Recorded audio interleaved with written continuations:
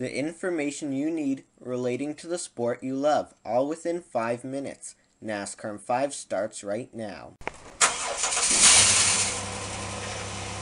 Hello everyone, welcome to NASCAR in 5. I'm your host Bryce Turner. This weekend, NASCAR races at Texas, an update on the Xfinity and Camping World Truck Series coming up, but first an update on the Sprint Cup Series.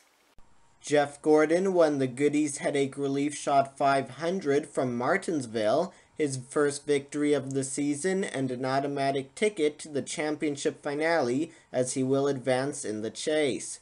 Jamie McMurray, Denny Hamlin, Dale Earnhardt Jr., and Kyle Busch rounded out the top 5. For more post-race coverage, visit carnuts.ca and click on Closed Wheel Racing. As mentioned, Jeff Gordon will advance with his win. Kyle Busch, Martin Truex Jr., and Kevin Harvick are currently in a position to advance in NASCAR's playoffs.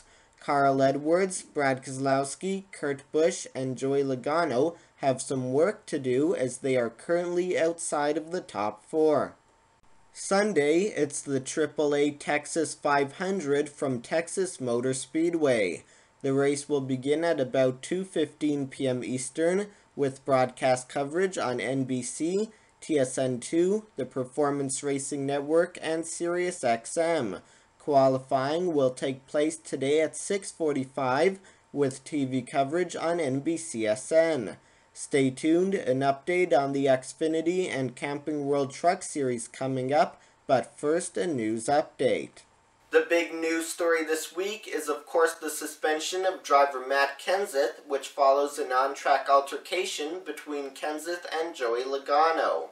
Here's a recap. Joey Logano spun Matt Kenseth when the two were battling for the lead a few weeks ago at Kansas.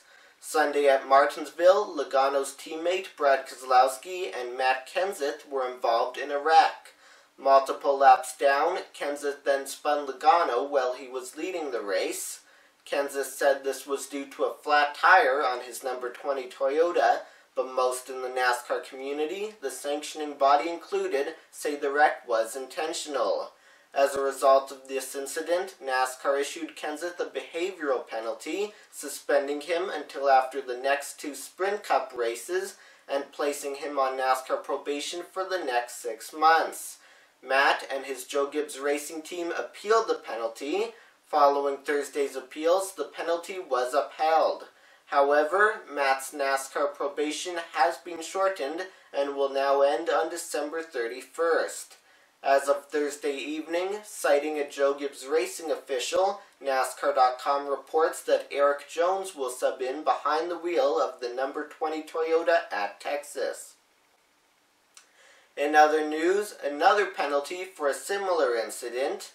Following an on-track altercation between Danica Patrick and David Gilliland, Patrick has been issued a behavioral penalty.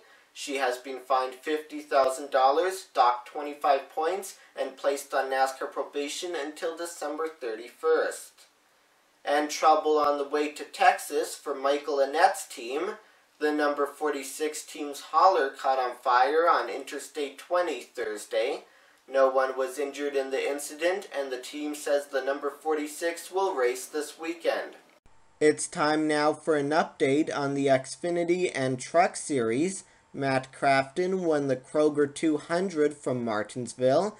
John Hunter Nemechek and Cameron Haley finished second and third.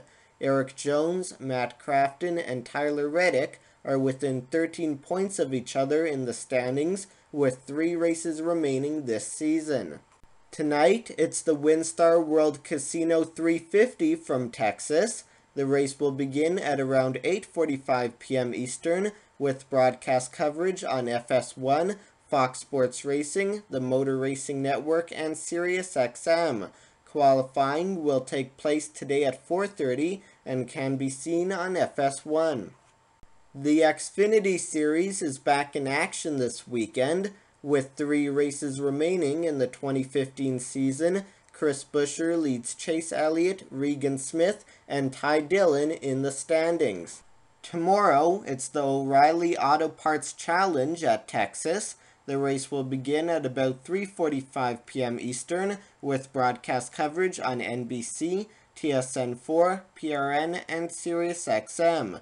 Qualifying will take place tomorrow at 12:15, with TV coverage on NBCSN.